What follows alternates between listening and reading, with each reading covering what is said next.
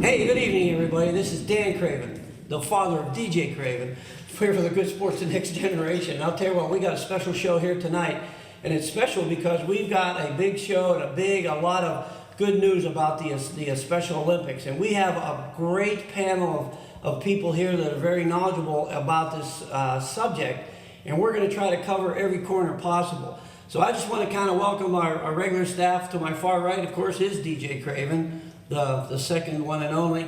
And to my far left is Dwayne Kohler. Of course, you know Dwayne's good to see you. He's our outdoor contact, but today it's going to be all about the Special Olympics. So we're gonna kind of just pan from my right to your left and kind of introduce our panel here. We got Karen Unger sitting next here to DJ. Between her and I is BJ Scarpino. To my immediate left, Gene Arbuckle, correct? And then we got Bev Kipper. And then not to be mentioned last, but right there next to Dwayne is Rich Bowden. We welcome you all here today on the show. Before we get started in the nitty-gritty of the Special Olympics itself, we're going to start way down on the end with Karen, and we're going to go right down the row. And what I'd like for you to do is just give me a little bit of background of where you came from and maybe how and why you ended up where you are now with regards to your education and some experience. Doesn't have to. It could be whatever you want to say. But Karen, let's start with you, and we'll move right down the line. That's because I'm the oldest. No, that's because I got you on my I'm the grandmother of Special Olympics. Well, we actually started in 1973. That was 2 years, actually 3 years before Eunice Kennedy Shriver started it in her backyard in Washington. And they had a mentally challenged sister, so she saw that they were not being treated fairly.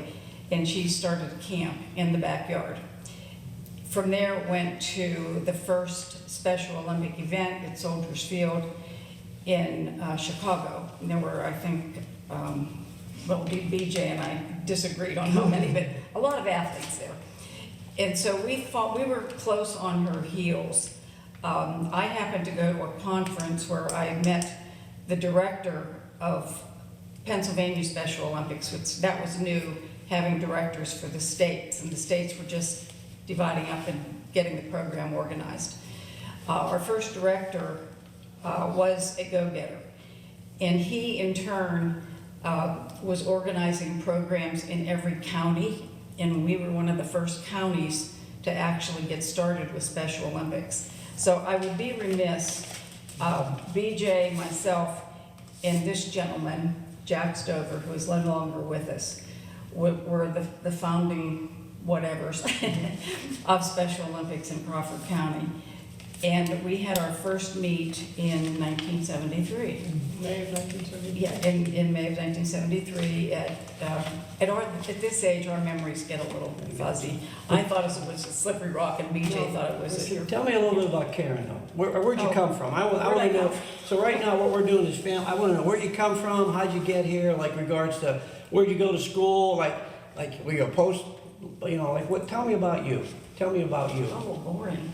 I know what your qualifications. I went to Bloomsburg University. There you go. This is what we want to know. At the time I went to school, there you go. There were two universities or colleges in Pennsylvania that majored in special education. One was California, and one was Bloomsburg, and I chose Bloomsburg. Did my graduate work in special education at Edinburgh, and got my master's and my supervisory certificate from there. And I fell in love with Special Olympics the minute I came to know what it was. I went to work for Pencrest School District immediately, and we had an incredible superintendent at that time, well, who passed away too early, but he was supportive to the point of, we sometimes wondered how he did all this. Anyway, he funded a lot of things that enabled us to have our very first meet, and from there on, every meet afterward, was funded by fundraising, things like that. This was at a time when the Special Olympics and special needs populations were not at the forefront of anyone's consciousness. It really was not. They took a backseat to nearly everything.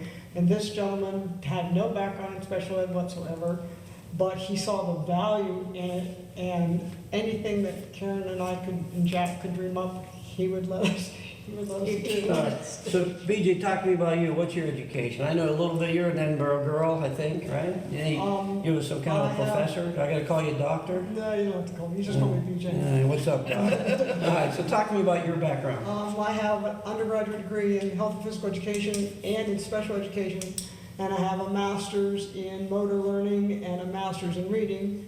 From? Don't ask me where the reading, Slippery Rock. Oh. And then my doctoral program was in administration of higher ed. From? Florida Southern University. Florida Southern University. Good for you. What's their mascot? I have no idea. Gee. I'm bad. So you don't give the alumni association? No, I don't. I'm going to turn over this way. Jean, talk to me a little bit about yourself. Well, I was a graduate of Slippery Rock University with I like degree this. in phys ed I like all this slippery and rocks. a specialization in adaptive phys ed, which lined up very nicely with the opportunities that Special Olympics presented. Nice. So, That's your. yeah, that's it. Well, that's not just it. That's good. Slippery Rock's a good school. Yeah. Bev. My degree in special ed is from my son Uli. I have a special needs son, and so that's pretty much where I learned about special ed. And Can I tell them about your daughter? oh, Hannah, sure.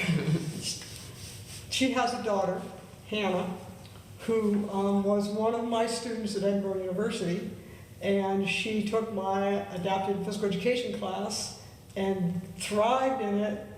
And now Hannah has her doctorate, and she's a professor of adaptive physical education at Kansas? In Kansas. In Kansas. And she's running, I see on Facebook from time to time, she is now running a track and field meet for special athletes. It's Friday. It's this Friday. Oh, that's cool. That's so close. At her university. And it's because of Uli. It's because of Lily, yep. Nice. And I applaud her for passing the torch. Those are great stories. And that's the kind of stuff that happens, right? I mean, Yes. the apple doesn't fall from the tree. It just keeps generating. Rich, we don't want to forget about you. What's your education, sir? I've never been educated before. My story seems a little different than most people here. I went to college in northern Wisconsin, a place called Northland College, a little school way up there by Lake Superior. Just go to Chicago, take a right. 8 hours later, you'll be there. And then, so I was pursuing my degree there in environmental science and biology, and then I went to Michigan Tech for a master's degree studying aquatic ecology. But the next phase of my education then connected me eventually with Special Olympics, because then I went to the Yale School of Forestry and Environmental Studies and studying forest ecology, and one of the secretaries at the school had a special needs son who was involved in Special Olympics, and somehow I can remember how I got involved, but I showed up at one of the, or was asked to come to one of the events, somewhere back in the mid-'80s, and just fell in love with it. And then after I finished at Yale, I moved to Cape Cod, and I was doing a 3-year postdoc after my PhD, and then became, again, very involved in Special Olympics. Became the public relations coordinator for the Greater Cape and Islands region of Massachusetts Special Olympics, and right in Eunice Kennedy's Shriver's backyard, which meant we were always under the watch glass for all things that we did. And if we did anything, we did things right, we were never called. If we did things wrong, we got a call. Very good. And thanks for mentioning Jack Stover there, Karen, because I know he was on my list, and I know he was very influential on getting everything started. And you touched a little bit briefly on the history of how it started, and I think where you were talking about down in Pittsburgh at the where did it start again? How did it start? Where again? And why did it start? Well, it started actually here in Meadville. Okay. I mean, you mean our local? Correct, yeah, how do our local- Yeah, it yeah. started here Okay. in Meadville, was our first meet, thanks to, I don't think Jeannie was born yet, but BJ and I were. I was born. And Jack, and I had met the director at a conference, and he right away, Okay. when he said he didn't know how you got into it, Well, he saw me, and it's like all of a sudden the Shepherd's Hook came out, and I was the director of Crawford County Special Olympics. But that's how it started, and we got all of our rules and regulations then from manuals. Okay. And we did all the heats and everything, now that I imagine are done on computers, we did on 3x5 cards on the living room floor. So we started right at the beginning, and then we grew from there. It's like anybody that was interested, they became a coach, they became a buddy, they became a hugger, they became a timer, they became anything that they wanted to be. And so we started right at the beginning, and I don't think we missed a beat except maybe during COVID. During COVID. Due to that. Yes. Now, Bev, you mentioned you had a flag that was unavailable today, but, so there's a special flag for the Crawford County Special Olympics, or is it just a? No, it just has What does- Special what- Olympics. What in it, it's kind of like a logo similar to what the banner is? Right, here? yes. Okay, It's all just- right, so there's nothing, there's no special designation for it to be Crawford County or any of that? It's No. sort of- Okay. And Dwayne, DJ, you know how the game's played. If you got any questions, toss them in. All right. Now, the local chapter, do you guys have like a website? That would be Bev. We have a Facebook page. We have a Facebook page, We do. and that's, what would be the? Crawford County Special Olympics. Okay, Crawford County Special Olympics. So if anybody wanted to follow you, that's how they would get it. Right. We Okay, just so went you- to a competition in Pittsburgh on Saturday, and the pictures from that event are Okay. being posted there.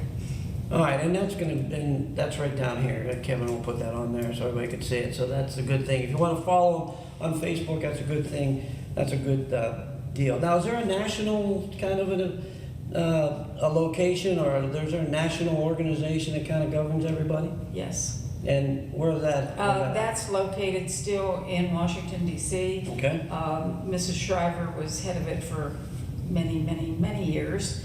And then Sergeant took over for a brief period of time, and then Tim took over, and Tim is still the executive director of international. And then, We are directly subject, though, to the state.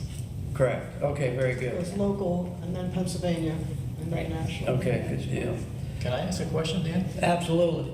The actual location for the event has moved around an awful lot over the years, hasn't it? Can you talk about all the different places where it's been and where it is now? I'm sorry, the national event? No, the local event. Oh, the local event. I was in ninth grade, or maybe eighth grade, whenever it please. started. And I remember hearing about it, but I didn't get to see it until several years We started later. at Bender Field, I remember going there. and then We can't remember if we did 1 year or 2 year I benefit. think we did 2 years at Bender Field, but Must then there have were been on the some second issues year. there that we had to move. Well, then we had something come up and BJ pulled some magic dust, and we had a meet actually at Slippery Rock, Oh, wow. which she pulled off amazingly. We were scheduled for Allegheny. We used Robertson Field a good number of years. I remember And going there, that too. year, we were scheduled for Allegheny, and it snowed on our first date. Oh, boy. And then we always had a rain date, and our rain date was going to rain. It was clear, it was raining for a week. And so I was working on my master's at Slippery Rock under David Oxter, and it was in May, so their semester had already ended. Their spring semester had just ended. And I said to him, is there any way that I can bring my Special Olympics into the field house inside? And he said, from where?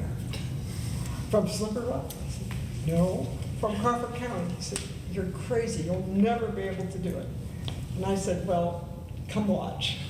And so we actually bussed students from an entire Pencrest, from Cambridge and Sagertown and town, these were all separate at that time, from Maplewood, and Jack brought his kids from Meadville. We brought volunteers, we brought everybody in buses to Slippery Rock, had our indoor meet, didn't stop for lunch, we just gave the kids a time slot in the rotation so that they could have their lunch.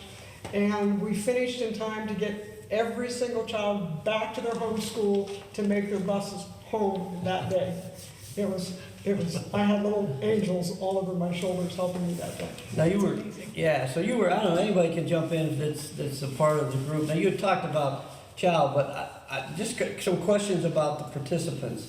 Is there an age requirement? You have to be so age or so old or young. If you're too with regards to your participants? I believe, did they change that, Bev? It used to be 8. It's 8. So 8 and older, Right. okay, No upper limit. no. And for your group, for your participation, for your event at Bender Field or in Crawford County, do they have to be a resident or live in Crawford County? No. No. So No. somebody from Erie County could participate in your group? Actually, I'm sorry, Bev. In the track and field event, we have some that do come from. Okay, all right. We've always included outside sources, not just the school districts, those are the primary sources where the schools, the elementary Yeah. schools and the high schools. But we included Bologna Industries, what was the Blue Barn called? Oh, that was just a school system. Yeah. But we did include Erie County. Right. When we were just all getting started, when we were little Yeah. Erie County, we often combined our events. So how about present day? That Bev will have to address, because I What's, need to involve. the reason why I ask that is, I mean, some people, people are gonna watch this and they're gonna say, well, I live in Forest County and we don't have a program, can I drive over to Crawford County?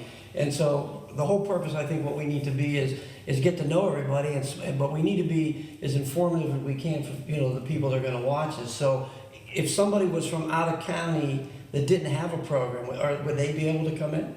Yes. Maybe it's worth backing up just a second. No, please do. Here. No, that's the whole idea, please Yeah, do. sure, Dan. In part, Dwayne, what you were asking about is where it was way back when, but that's the track and field component, and Special Olympics has numerous Right. activities in which it's involved. So bowling, of course, occurs in the bowling alley, and track and field might also then be, if there's a swimming venue that can, as we just came back from being down in Pittsburgh at Carnegie Mellon, so we had swimming, golf, and basketball. So those were the appropriate sports and had to have the right venues. But then we have floor hockey venues, and those competitions and practices will meet at different times of the year. So Special Olympics is not just track and field once a year. Special Olympics is a year-round activity with many, many sports. And we're gonna get into that later, how many sports there are and all that kind of stuff, but I know somebody's gonna, I'm just trying to be, I don't mean to be devil's advocate, I'm just trying to get some questions that people may wanna ask about the organization and kind of feel from there, and we can kind of go that route, so that's a good thing. So you mentioned earlier, BJ, you did, and you were mentioning about how you're governed from the state and then national, is that a Harrisburg thing? No, it's a Special Olympic, a national Special Olympic organization, so, In Washington? yes, And then who's good from the Commonwealth? Do you have somebody in Pennsylvania? The yes. state director. And that's, where's that located? King of Prussia. Yes. King of Still, Prussia. yeah. Nice. That's out east, isn't it? Philadelphia, yeah. Okay, good deal. And if I could just add to what you were saying, we actually did have those sports back then, most of them, not all of them, but we did have the bowling, the swimming, and not all of them. You've modernized well. And Jean can maybe address some of the things that were coached back then. Yeah. Sure, yeah, absolutely. So I Thank got you. involved Good in job. the- You wanna take over? You're doing a good job. I got involved in the late 70s, and at that point, we had the track meet, and it was just sort of a one-day event. There wasn't a lot of practicing prior to that, but we had the track meet, we had bowling, we had volleyball, we had alpine skiing, which was my first taste of Special Olympics, and I think that might be it. But quickly, we added other sports. Over the next few years, we added, basketball and cross-country skiing, and it expanded exponentially to now, I don't even know. Floor hockey, we have floor hockey now, but it started gradually. It started with track and field, and then every year there was more interest and more people interested. And so as the dynamics of the community changed, like there's floor hockey now. We wouldn't have thought to add floor hockey 40 years ago or 50 years ago. So it's kind of evolved with each community, each county, whatever their kids are into, and whatever there's sports and athletics are at their area. We did downhill skiing with our kids. Karen did downhill skiing with our kids for many years. And Dan, to your Yeah. point about getting involved, the state has just reorganized the various regions Okay. across the Commonwealth into 6, right, Bob? We have 6 regions across the state now, I think. How many that are, I think it's 7. Or maybe it's 7, and then counties within each of Gotcha. those. So if you were, asking people or suggesting how they can get involved, they could contact Excellent. that office and then find out what's going on in And that that, you area. said that's in King of Prussia, PA, the state The office. state office, yeah. And I'm assuming there's regulations and those type of things. Do they come out with, like you were saying, you gotta be 8 years or older? Is there other different regulations, like, we're not gonna play lacrosse and rugby? I mean, is there certain types of regulations that you just have to kind of follow? Everyone has to have a physical in order to Okay. play. And that's from a physician, From a physician. certified registered practitioner, PAC, DO, Right. any of that kind of stuff? Right. Okay, excellent. All right, good. Anything else, guys? The volunteers are supposed to have their background checks, Yeah, we're getting to that. especially if there's overnights. You want to take over? And trains. Do they still have You're doing a fine job. She certification? does great. Yes. The coaches don't have to work. That's No, she's a good girl. She's doing a fine job. This is very good. Okay, we're moving right along. I got it all written down right here. All right, from the staff, so staff, you see your letter D, you're right on that. Staff requirements, so you people, like the people that are in charge of the participants. Is that, I'm okay to call them that? I don't want to be rude to anybody. Athletes. Okay, good, the athletes. So do you guys, is it mandatory or is it are there I'm assuming there are state meetings that you're going to attend. Is that something that's mandatory that you got to attend as a staffer, or is that something that you go to kind of learn to do things? Is that a requirement to be a part of the Special Olympics? Well, we have training, and we have coaches training for the coaches of each sport, and sometimes it's just because that's their thing. They know soccer, Right? they know ice hockey. And so we train them on, there's coaching training programs, there's coaching manuals, and there's coaching training programs for every sport that we offer. Okay. And across the board, the same way with all of Special Olympics. We offer 23 now. Do we have 23 different events that we have in Crawford County right now? 23 events. 23 different sports. No, we have 10. We have 10. 10. Okay, so some of the counties are bigger, some of the areas Right. are bigger. Sure. So, but for every program, like for downhill skiing, that Right. coach has a training program. Gotcha. Yeah, and I'd like to mention that those training manuals, a good number of them were actually developed right here in Crawford County. We worked with the state office Nice. and played a pretty big role in the development of those coaching materials. Yeah, I would say tons. Yeah, that's excellent. That's hats off to you guys for sure. Because I know, and I'm just kind of referring to hockey because that's sort of my mainstay base, but I know coaches every year, they have to do an online stuff. It's one of it, because, anybody nowadays has to do the child abuse thing, but they have to do they can get certain levels of coaching and they have to go online. And so that's not that's not a mandatory thing. But for the people, for the staff of the Special Olympics, no, doesn't have to do something like that.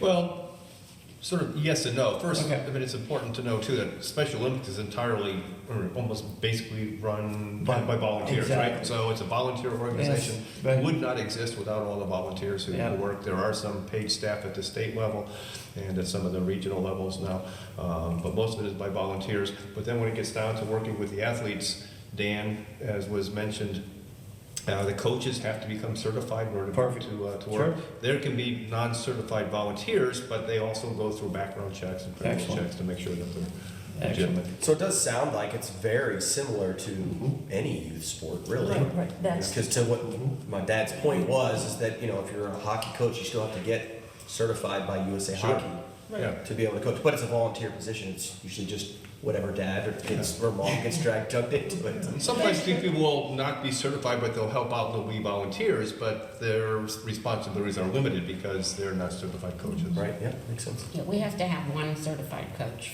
for every sport. That's good. That's good. That is definitely good. Okay, getting to some of the events. You talked about, different events and so on and so forth. Do you guys have inter-county competitions? Would you compete with, would you get a group of kids, athletes and go and play or run track against the Erie group or the Warren group? Do you guys, is that ever something that ever happens or could happen or never did happen? You We would understand my like to question? do that. We have, the youth group plays against our floor hockey team. and our volleyball team, and the kids really enjoy that. Okay. And there are some Allegheny players that come and play with the basketball team, and we also have some Bonner students who play with our basketball team, and they have a great time. As far as the competition, I'm not going to speak more to basketball, which I know more about. A little over 2 weeks ago, we were down at Westminster Colleges for a tournament and played in that. So we had been practicing for several months, went down to that tournament, and then just this past weekend, as we mentioned, we're down at Carnegie Mellon for the Western Sectional, which serves as a qualifier for the upcoming state games. So then there'll be the state games coming up in June. So there are a series of competitions, and it'll be sport dependent. Sometimes across the state, there might be county-to-county competition. It depends on what we can work into a schedule and what's available and who's there for volunteers and coaches. Gotcha. From a funding standpoint and an equipment standpoint, how does that work? I mean, this can't be cheap. I mean, this takes a lot of time and effort, but how do you fund this type of organization and this event? I think in the beginning, we were so fortunate to have a man who was the superintendent of Pencrest Schools at the time. His name was George Davey, and he's no longer with us. He, anything that we needed, he seemed to manage to find the money for. If we had kids that needed swimming suits, they had swimming suits. We had swimming suits in the next week. Shoes, T-shirts. He was incredible at getting us money. We didn't often ask how he got it or where he got it, but it was all for a good cause, and he pulled strings until we could get the funds that we needed. Also, a lot of resources come from the community just donating. Like for the lunches that we have at track and field. I don't know how many lunches we're serving now at track and field. I'm out of the loop right there, so I don't know. But there was a time when McDonald's came and fed all of our children, all of our volunteers, everybody lunches. And that happened throughout our community because our community was so supportive of us as well. So not much money came in through the Special Olympics organization itself at all. Everything was all volunteer donations based. Could money be donated to your organization? You betcha. Absolutely. Okay, so is that on the website? So right now, John Doe out there wants to write a check. How does he do that? Crawford County Special Olympics. Okay. And just send it to the ARC, 222 Chestnut Street. Okay, you got that, Kevin? Okay, got that. No, that's important because I mean, you know, that's this is the whole reason why we're out here is to get. And you guys are like, this is like 50 years, right? Yeah. That's amazing. I mean, We're trying to estimate how many volunteers we've used Oh, my goodness. over 50 years. oh gosh. And we just couldn't even come up with a number. We're Thousands thinking, and thousands. we literally had 1,000 a year. Yes. I mean, without a question, we had 1,000 a year.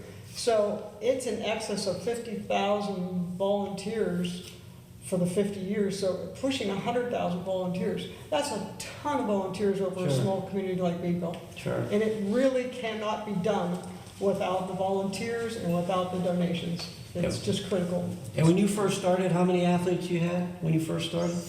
We Roughly? had about 500 when we first started, and then it grew, because That's we incredible. really You depended on the started. school districts. Things were different back then. I know. They really were. We didn't have to, things weren't so rigid, and we were able to pull from all 3 school districts, and that was great, and everybody loved it, and the way it was organized, everybody cooperated. And as far as the funding, I'll just interject, we had to fundraise. We sold Nike sneakers. I mean, that was something that went on between a couple of the areas and us. But we sold a lot of Nike sneakers, lots of them around. We had, remember Karen driving down for the sneakers? Yeah. We sold mustard. We had so many huge fundraisers. A golf tournament was the one that pretty much funded us. Every county back then had a manager. So, and then the state was divided into thirds. So our competition had to be in our third of the state. And then when we got to the state competitions, that's when they came together. And it actually worked well. Sometimes the growing, I think, sometimes was too strong, too quick, too strong. Top management, I think, is not always good for the athletes because they lost some. How many would you say are participating now? For the track and field event, we have 371 athletes registered. That's for track and field. Okay, Yes. good. And other than the Facebook page, marketing. How do you get the word out to the public that say, okay, this is our track and field day, or we're going to be playing field hockey up at Allegheny? I mean, how does that get out to the public that if somebody wanted to volunteer or just to come up and watch, or how does that get put out? Well, there are so many agencies that are involved with the Okay. track and field day. And, Okay. you know, so many people know. No, that's And the good. schools know. And All right. Initially, it was just for the schools because that's where our students were. That's the only resources we had to connect. So in the early years, most of it came through the school systems, through the special education quarters between Jack and Karen. A little bit with the ARC. And But that brings up a good point, Dan, because we have many athletes who are living independently. They're based on their age, they're long past being in school, so they're not connected to the schools any longer. And something we've been talking about is we certainly could use some enhanced communication to get the word out more, both publicizing what we've done and inviting more athletes and volunteers to get involved in the organization. So that's something we've been discussing about ways we can enhance that communication. Excellent. Yeah, a few more topics here, and then we're going to take a quick break, which usually entitles the guests to do about 15 push-ups, then we come back. No, I'm just kidding. All right, from the operational staff, referring to you guys, who's the kingpin here? Who is it? You guys work together? I mean, who's the go-to person? Do we have one? Or is right it- now, it's Bev. Nice. In the beginning, it was Karen and Jack and I. Yeah. Okay. So, and the 50 years in between, it's been fluid. It changes on who's in the community, who has children in the program. Right. Who might have a job that's related to the program. So that's been fluid, but it goes from the two of us and Jack to Bev and everything in between. There's a paradigm there. So if I wanted to volunteer, is there requirements? Is there an age requirement, or is there any type of requirements for anybody that wanted to volunteer? I think Dan's old enough, you think that? I might be on the other. I might be on the no, you can't do it anymore. One of the things that we did very early, the first year we did Special Olympics, we knew we needed lots of help. And so we didn't have the word out. So we talked to the athletic directors at each one of the schools, at each one of the high schools. And so I was coaching at one of the high schools, and so I conned my athletic director into letting me take our varsity athletes and volunteer them. And some of the other schools declined to do that in the beginning. And after the first year, they realized the kids, it was wonderful for the high school athletes. It was wonderful for the Special Olympian athletes. And so then we got to the point where everybody wanted to volunteer, and it was absolutely wonderful. So it's contagious. Yeah. So, I'm sorry, go ahead. One of the volunteer groups that was so unique back then for track and field was all of the principals from the various school districts came on that day, and they were running the races, and they were measuring the distance on the throws. Sure. And that was really neat to see those administrative people jump in and really And get if you were behind it. here for a good number of years, you might know Vince Bassano. Yeah, Mr. He Bassano. came every year in a wild, crazy hat, and absolutely loved it. And the superintendents and assistant superintendents started showing up. That's a good Yeah, it thing. was a big deal. So you're always looking for volunteers, Absolutely. and that could be on the Facebook page, or they can get a hold of you at the ARC or whatever. Yes. So we know how to do that. So if you're interested in volunteering for a great organization and you're looking for something new and exciting and different, I mean, this is it. I'm thinking, this is something that is a good program for sure. So you know how to reach out and get that. Reaching Bev here at the ARC. Even if you have, excuse me. No, you're good. Even if you have, I know a lot of schools or colleges now require service projects for kids. The high schools require service projects for kids. So a lot of the communities, the scouts and stuff. So a lot of them, if they need service volunteer hours or you need to be able to help, and this would be something that you're interested in, you can easily have your church group or your scout group or your choir group, whatever, participate. We've done that a lot. This is gonna be our one little last segment before a break, but this is gonna be like, we're gonna go, let's go right to left. We're gonna start with you, Karen. So everybody's gonna get your chance here. Where's the future? Where's this organization going? Well, we hope forward.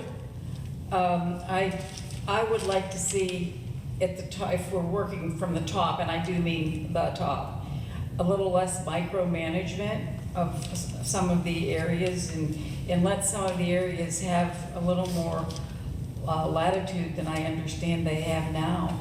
Because we had so much, and I think that's what made our program really work. I would like to see probably growth through, that's probably not a popular thing to say, through less management, micromanagement.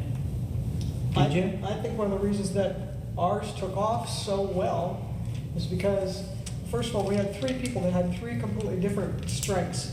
I had my strengths, Karen had her strengths, and Jack had his strengths, and we worked together like clockwork. It was awesome. I've never seen a group work like that before or since. But the management part gave us the flexibility to do what we needed to do to get the job done locally. Where sometimes if there's too much upper management, they don't know what we need at the grassroots level. They don't know what we have available to us at the grassroots level. So they kind of micromanage us out of a good functioning system. Right. Where that didn't happen in the beginning. Sometimes they say little is more from a managing standpoint. I think that's what makes a good manager is I think that you gotta know when to put your foot on the gas and when to put your foot on the brake, right? They always said that about Bear Bryant, Joe Paterno. They were all about the assistant coaches. They gave them what they need to do and they let those people, do the legwork. And sometimes I think you're right. Gene, what are your thoughts? Well, I think that things continue to grow and expand. Just looking at the list here next to me, we're ahead of where we were, 50 years ago. So right. I think we just want to continue that evolution and Excellent. growing the program, as the resources allow. Sure, Bev?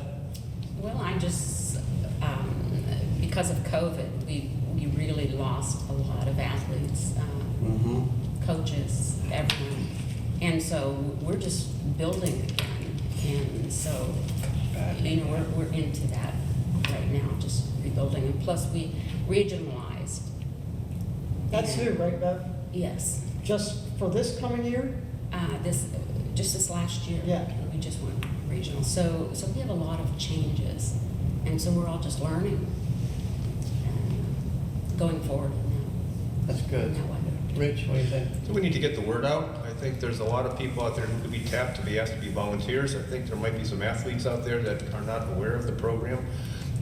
And I think there's some advantage now with a regional office where we can coordinate some of those efforts and get them out to the counties and get some more assistance. It's pretty hard with most people being volunteers and having other things to do and to try to get the word out and communicate and write press releases and news articles. So if we can get some more communication out there, I think we can get more volunteers and more athletes. Excellent. Yeah. Hey, Dan, can I ask a generic question? Absolutely. I'm curious to all you guys what you think about this.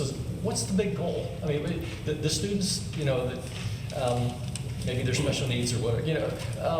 To me, it's like I'd love to hear what you guys think about. What's the main goal? You want? No, go ahead, Bob. Initially, and I don't think it's changed, was to give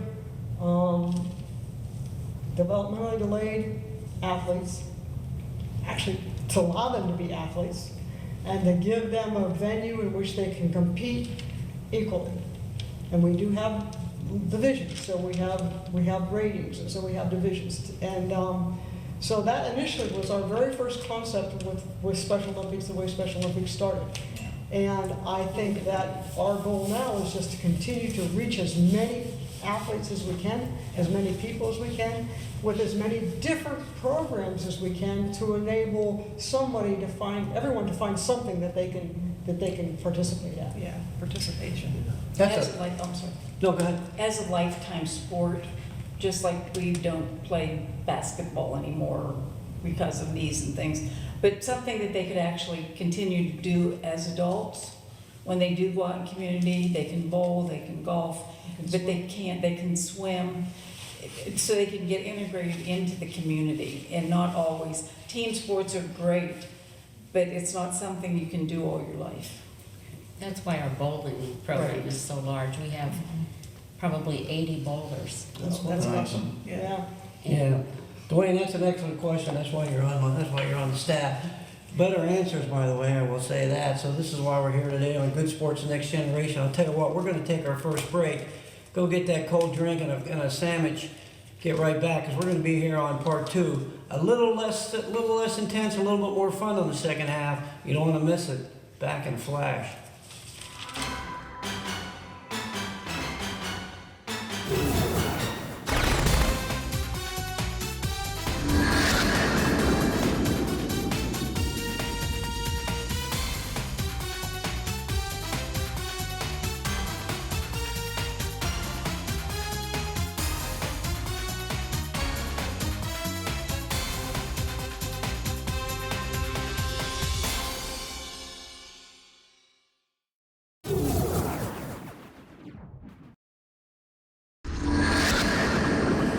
Welcome back, everybody, to Good Sports Next Generation. This is Dan Craven, DJ Craven on my right. There's Dwayne Kohler, far left. Here we are with the 50th anniversary show of the Special Olympics, and it really has been a good one.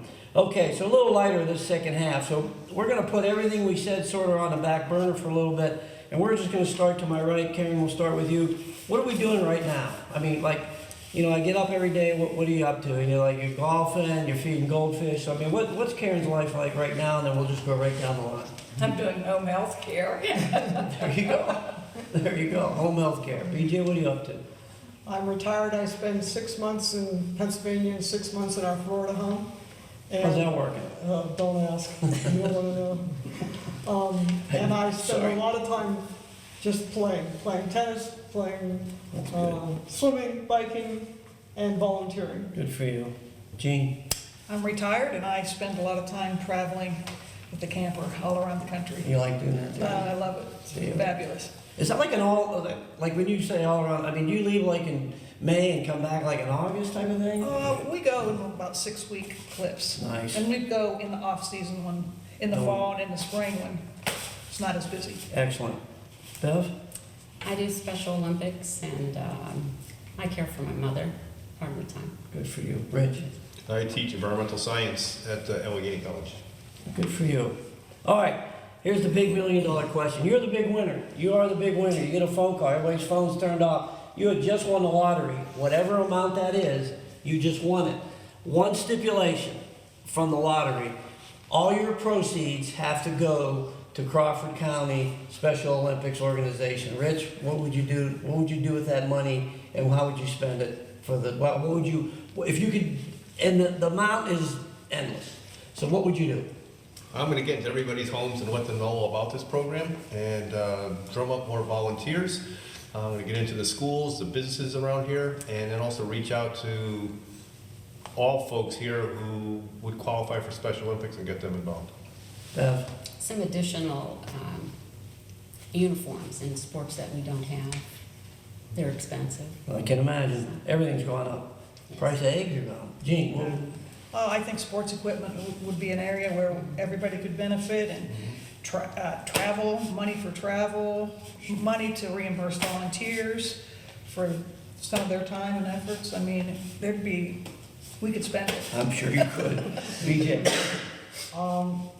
Given that they've already spent it in one way, I would give it to make sure that every athlete had their own tennis shoes that were theirs first. We had many kids who were wearing second and third hand tennis shoes, bathing suits, the whole 9 yards. Just equip them with the right with the right shoes, socks, shirts, uniforms, personal items that they needed that fit them and were their own. Karen? I think I'd maybe take another avenue there. I think I would probably not to avoid the HIPAA laws, but I think I would try to learn more about the athletes and make sure that in their personal lives they weren't hungry and they had clothing And if they did go to special events, they had clothing to wear. I mean, we're always kind of forgetting that, yes, we're going here, we're going there, but they don't have clothes or they're going hungry. I would take that avenue, and then the Special Olympics would follow.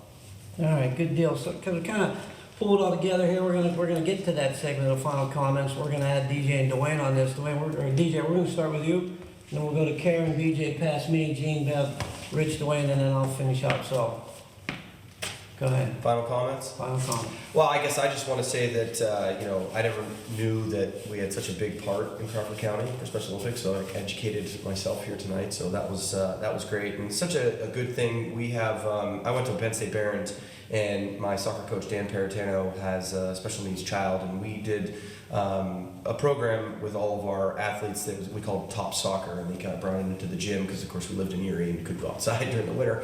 But we played soccer in the gym with some special needs athletes, and so I had some experience with that, and that was always one of those things that, again, I'm not going to sugarcoat this. As a college athlete, you're like, I don't know if I really want to do this. You've got better things that you think you want to do, but going to those, it's no different than going to anything that you don't think you're going to get what you get out of it, and then once you come out of it, you're like, man, that was great. I can't wait to go back next week. It only takes one time to go, and then you're hooked. And you guys all know this. It's not that hard to do that. So that's only, I guess, my final comments. It's kind of my experience, with it. But that's all. I think everything that everybody here has put into it, we really appreciate it to our community, because I think that we have such a great community here locally, and you guys are part of that. Thank you. Karen, you're up. I just would like to thank everybody that's here and everybody that is not here. 50 years ago, I would have never thought that I'd be sitting here 50 years later and seeing the growth. And there's not enough thank yous in the world to thank people like yourself who are willing to give their time and energies on the board of directors, just everybody who's been involved. And the fact that we've made lifelong friends. Bonnie, Jean, and I have been friends for almost 50 years. 50 years. And I would have never, and with athletes have become lifelong friends. And I just can't thank everybody enough for what they've given of themselves for the program. Thank you. Beach, okay? Paying that forward, I would like to see the spirit of volunteerism grow and continue. It's kind of ebbs and flows as things happen in our society, and I would like to see the spirit with which we started was just completely gung-ho, just go for broke. And we didn't let anyone tell us no. We just encouraged them and twisted their arms until they volunteered, and once they did, like you said, they were hooked. And I'd like to see that continue to expand for all the volunteers. Gene? Following up on the volunteer idea, I think if you have time, you should give it a shot, and you'll find that you get more back than what you give. The Special Olympics, it'll get a hold of your heart in ways you don't even imagine, and it'll stay with you, and it'll just be a wonderful experience for you and the participants. Bev? Well, I want to thank you ladies for all that you did 50 years ago.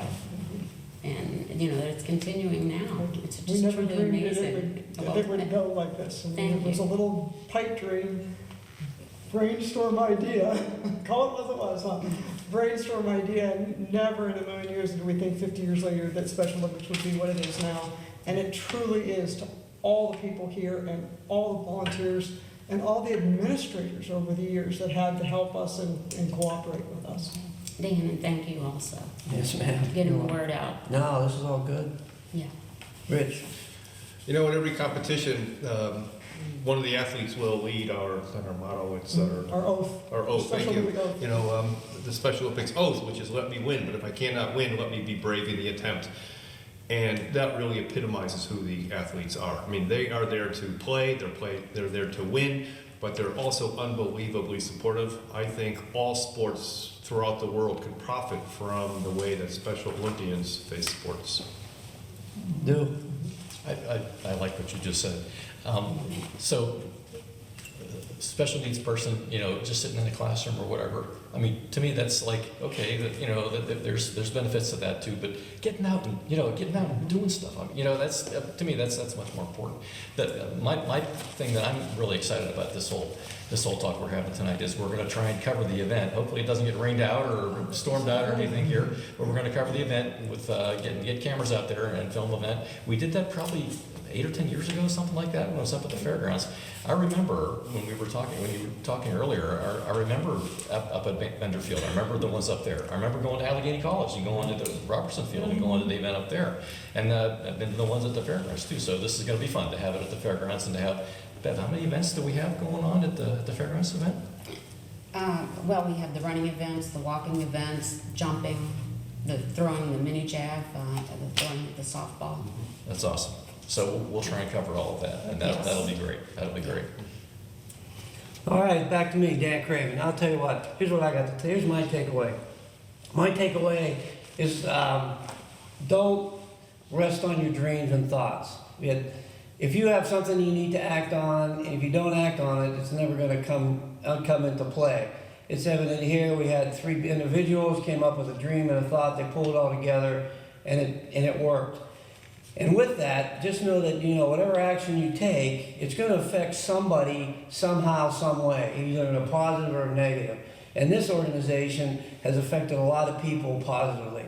So for me, I would like to just say thank you for everybody that was in attendance today. It's a great organization. It's a great community. I'm happy to be a proud of it. And with that, I'm going to say good night, everybody. On behalf of DJ and behalf of Dwayne and the people here from the Crawford County Special Olympics, I just want to say good night, everybody. Thank you. Thank you. Thank you for hosting us.